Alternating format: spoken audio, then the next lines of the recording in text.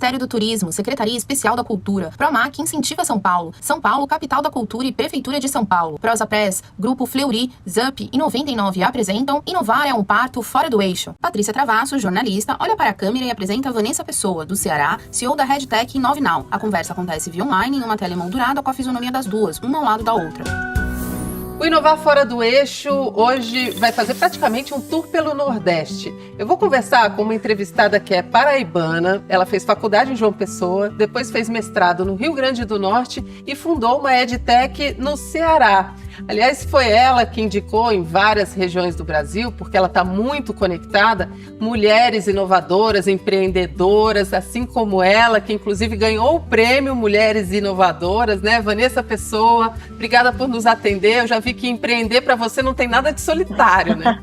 É verdade. Eu acho que um ponto-chave de empreender que eu aprendi na minha jornada é que, por mais solitário que seja tomar as decisões de um negócio, colocar tudo em prática, levar para o mercado as suas ideias, existe também muita gente nessa jornada. E essas conexões, elas são super importantes para a gente aprender junto, para a gente se desenvolver junto e, com certeza, elevar ainda mais o conhecimento de cada mulher que se conecta com a nossa rede, né? Conta para mim o que é a Inovinal, que é a sua startup, o que ela faz? Bom, a Inovinal trabalha educação empreendedora. Então, a gente começou em 2018 como consultoria, né? Então, já são 4 anos de jornada aí com bastante aprendizado. E nos últimos 2 anos, nós desenvolvemos uma plataforma que ajuda a trabalhar experiências educacionais de uma maneira escalável. Então, a gente sabe que ter muita gente, a gente trabalha normalmente com projetos com centenas, até milhares de pessoas sendo atendidas ao mesmo tempo.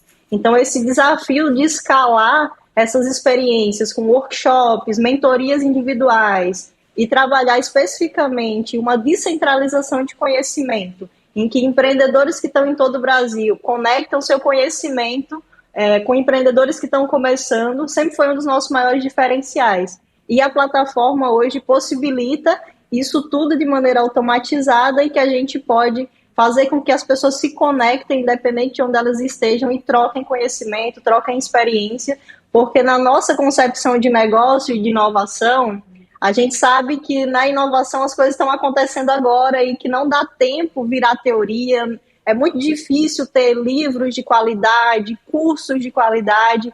Então, quem está vivenciando isso no mercado são as melhores pessoas para trocar conhecimento e fazer mentoria com quem está começando, né? Quer dizer, num primeiro momento eu até achei que vocês eram um hub de empreendedorismo e inovação, mas na verdade vocês são uma EdTech que proporciona essa conexão, vocês se transformam quase num ecossistema de inovação, né? É por isso que você tem tanto contato com startups do Brasil inteiro? Isso mesmo, inclusive na nossa descrição nós somos um universo colaborativo de aprendizagem que impulsiona pessoas e startups. Então, a gente acabou criando uma ótima definição. Esse conceito para conseguir explicar um pouco melhor como que a gente se posiciona e como que a gente integra tanta gente na nossa comunidade, né? E aí, conta para mim, Vanessa, como é que... Tem alguma particularidade, você pode falar pelo Nordeste como um todo, em empreender com inovação e tecnologia aí na região? Você acha que é mais difícil do que, por exemplo, em São Paulo, como a gente está acostumado, sabe que aqui tem muito mais investimento, os ecossistemas são mais saudáveis para apoiar o empreendedor? Ou isso é coisa do passado e as coisas aí já estão mais estruturadas também? Bom, eu diria que a pandemia possibilitou conexões inesperadas. Então, assim, eventos que sempre aconteciam presencialmente se tornaram online. Muitos mentores, instrutores, empreendedores começaram a compartilhar mais conhecimento nas redes sociais, participar de palestras online no YouTube. Então, assim, eu diria que acesso a conhecimento hoje já é muito mais disseminado do que quando eu comecei lá em 2014, que eu tive que gastar muito dinheiro para ir para São Paulo, participar dos eventos, ter acesso às empresas, né, às startups que estavam crescendo naquele momento, entre 2014 e 2018. Então, eu diria que no meu período de aprendizagem maior do universo de inovação, o desafio era bem grande para acessar esse nível de conhecimento. E, assim, estar fora do eixo hoje também gera alguns níveis de dificuldades em acesso a investimento, Porque esse mercado de startup ele é muito baseado em networking. Então, se você não conhece quem possa te indicar para um fundo de investimento, para uma aceleradora, se ninguém está chancelando ali que você é um bom empreendedor, é muito difícil você fazer isso sozinho. Você bater na porta lá de todo mundo que pode ser investidor e dizer, olha, eu sou em startup, estou no Nordeste, tenho esses resultados, mas mesmo assim, boa parte do que é investido em startup hoje são por indicação, são jornadas que os fundos, as aceleradoras, os investidores já acompanham por mais tempo. E para a gente que está fora de São Paulo, que não tem tanto acesso a todos esses eventos que acontecem no eixo, né, acaba sendo mais desafiador nesse aspecto networking. Vanessa, eu sei que a Inovinal nasce em 2018, né? Mas se a gente olha no seu LinkedIn, vê que você já empreende desde 2014. Você está envolvida com startups, né? Como é que você começou? O que acendeu em você essa curiosidade sobre o universo de inovação? Isso é interessante porque eu costumo brincar que mesmo sendo empreendedora desde criança, eu só aprendi de fato o que era empreendedorismo no 4º ano de faculdade. E assim... É mesmo? Mas o que você fazia desde criança? Desde criança, como? Eu sou de uma cidade pequena, chamada Jacaraú, do interior da Paraíba, né? Então, assim, a gente se vira, eu costumo falar, é um ponto importante. No interior do Brasil, a gente tem 3 fontes de renda principais de toda a população. Então, ou a pessoa é funcionária pública, ou ela é aposentada, ou ela é comerciante. Então, assim, não é como nas capitais que tem grandes empresas, que tem empresas que empregam as pessoas, que você pode correr atrás de um trabalho, serviço, tal, tem demanda. Então, no interior, a minha cidade tem 14 mil habitantes. Então, assim, no interior a gente se vira, a gente vende alguma coisa, tem muita gente que vende Avon, vende Natura. No meu caso, eu vendia fogos de artifício no São João. Foi como eu comecei. E assim... Uma criança vendendo fogos de artifício. É isso? Praticamente. Então, assim... Mas era porque o que eu gostava, né? Então, começou como uma brincadeira. Sei. E o São João na Paraíba é famosíssimo, exato, né? Então, todas as cidades têm essa cultura muito forte no São João. Tem Campina Grande... o maior São João do mundo, então assim, é uma parte cultural muito forte da Paraíba, e eu gostava muito quando chegava o São João, lá em casa a gente vendia os fogos, foi como eu aprendi a trabalhar preço de compra, fluxo de caixa, você tem que gerar lucro, comprar de novo para faturar, então eu acho que o basicão do empreendedorismo eu aprendi dos 12 aos 18 anos vendendo fogos. Então... Olha... Mas aí você estava em economia real, você estava ali no mundo, no comércio, né? Sem usar inovação e nem tecnologia nenhuma. Como é que isso entrou na sua vida? Com 19 anos, eu fui morar em João Pessoa para fazer faculdade. Eu me formei em Relações Públicas. E pouquinho antes de terminar a faculdade, eu estava naquela angústia, né? João Pessoa é uma cidade... é uma capital, mas a base de empresas é muito familiar, não tem como você trabalhar relações públicas naquele mercado da maneira como a gente estava lá em 2014. Então, aquela inquietação me fez buscar mais conhecimento sobre empreendedorismo, que eu estava vendo na época, na faculdade, então foi interessante ter esse momento de descoberta. O que é o empreendedorismo? Isso é para mim? E teve um livro que foi mais impactante para mim dessa época, que foi O Segredo de Luísa, que foi o livro que a professora levou na época para a sala de aula, e eu comecei a ler, um romance, né? Só que tem vários contextos que ela transforma o sonho dela de levar uma receita da goiabada cascão para o mundo, né? Para vender, para comercializar e tudo mais. E aí foi como eu fui aprendendo sobre isso. Eu digo, poxa, eu posso criar alguma coisa, eu posso construir meu próprio negócio sem precisar ter que trabalhar para alguém. E nesse momento também eu fui descobrindo esse universo de empreendedorismo. Eu já tinha ouvido a palavra startup em algum evento que eu tinha participado da área de comunicação, né? Eu já estava mais envolvida com essa parte de marketing digital na época. E quando eu participei de um evento chamado Startup Weekend, aí foi o boom, assim, de entender essa jornada de startup, como é que começa, como é que tira a ideia do papel.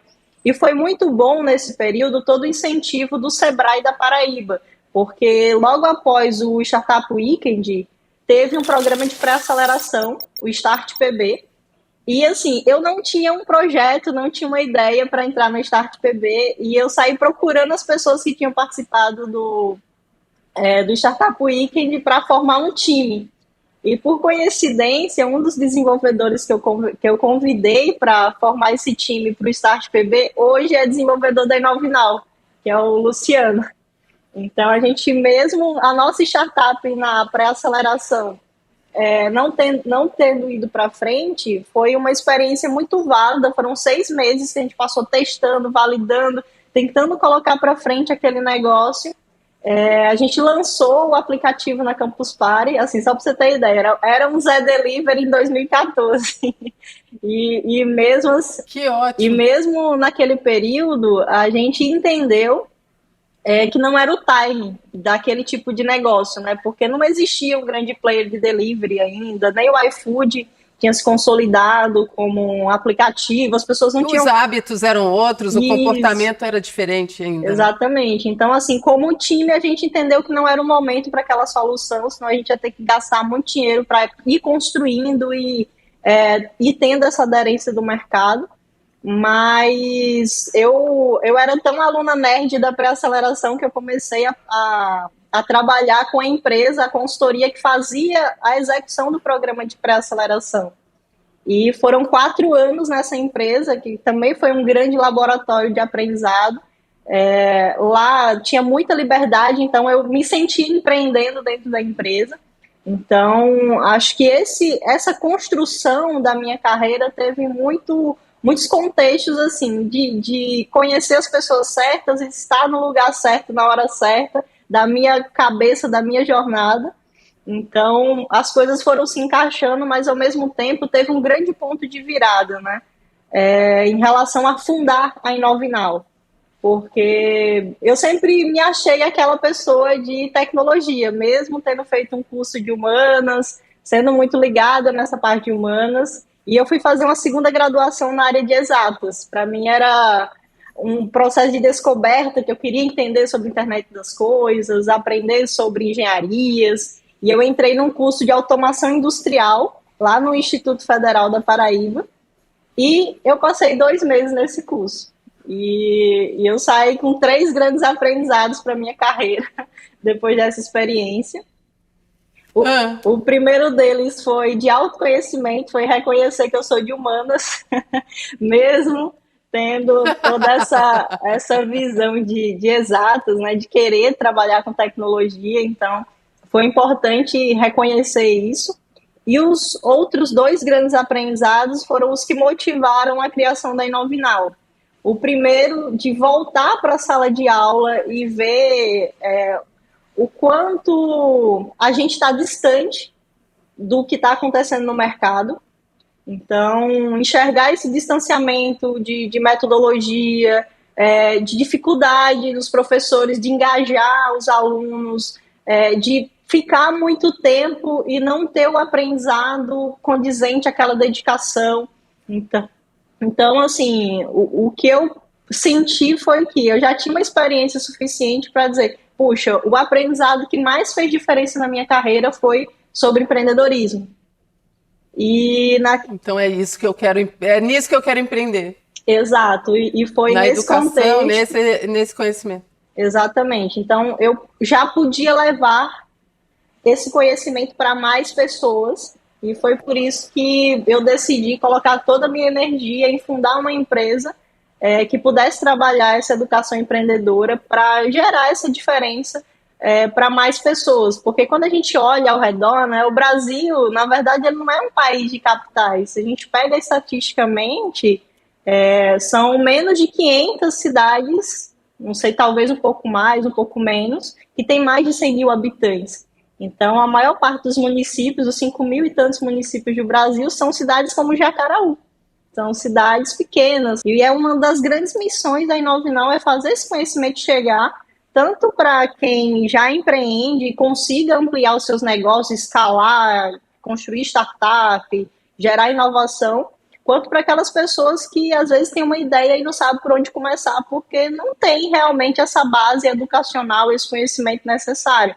Então, levar esse conhecimento vai fazer com que as pessoas tenham uma possibilidade a mais de carreira, de construir os seus negócios, tirar suas ideias do papel com mais assertividade, ao invés de pegar dinheiro no banco e ficar perdendo dinheiro, empreender 1, 2, 3, 4 vezes até realmente dar certo, né? Sobre empreendedorismo feminino, Vanessa, como é que você vê a proporção de startups ou fundadoras de startups mulheres aí no Nordeste ou aí na região onde você está? Bom, na proporção, né, startups fundadas por homens e por mulheres, a gente tem uma distorção bem grande. A maior parte é fundada realmente por homens, até porque tem muito esse contexto da base tecnológica.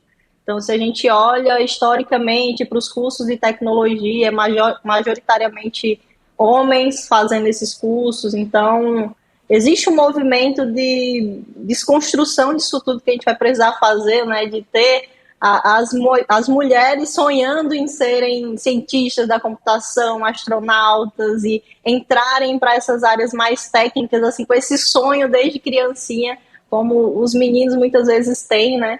Então, acho que incentivar nesse nível de termos mais mulheres entrando no universo da tecnologia, independentemente de serem empreendedoras, mas irem adquirindo esse conhecimento e depois chegarem em estágio de, eu quero construir um negócio, quero empreender. E, ao mesmo tempo, o empreendedorismo ele é algo que tem uma distorção social interessante, porque você pode escolher construir algo que as pessoas que são técnicas vão trabalhar para você, né? Então, vão trabalhar construindo aquilo com você. Então, o fato da gente ter mais mulheres sendo incentivadas a empreender também pode gerar essa motivação de, puxa, eu não preciso saber de tudo. Eu só preciso ter ao meu lado pessoas que sejam complementares à minha experiência, né? Então, eu, como relações públicas, tenho um CTO, que é uma pessoa de tecnologia, tem uma outra sócia da área de engenharia, que cuida do operacional da empresa, e tem um quarto sócio da área de designer. Então, assim, são áreas complementares ao que a gente precisava para construir a Inovinal. E isso foi uma das primeiras coisas que eu aprendi nesse universo de empreendedorismo, é que eu não preciso saber tudo e eu não preciso fazer tudo sozinha.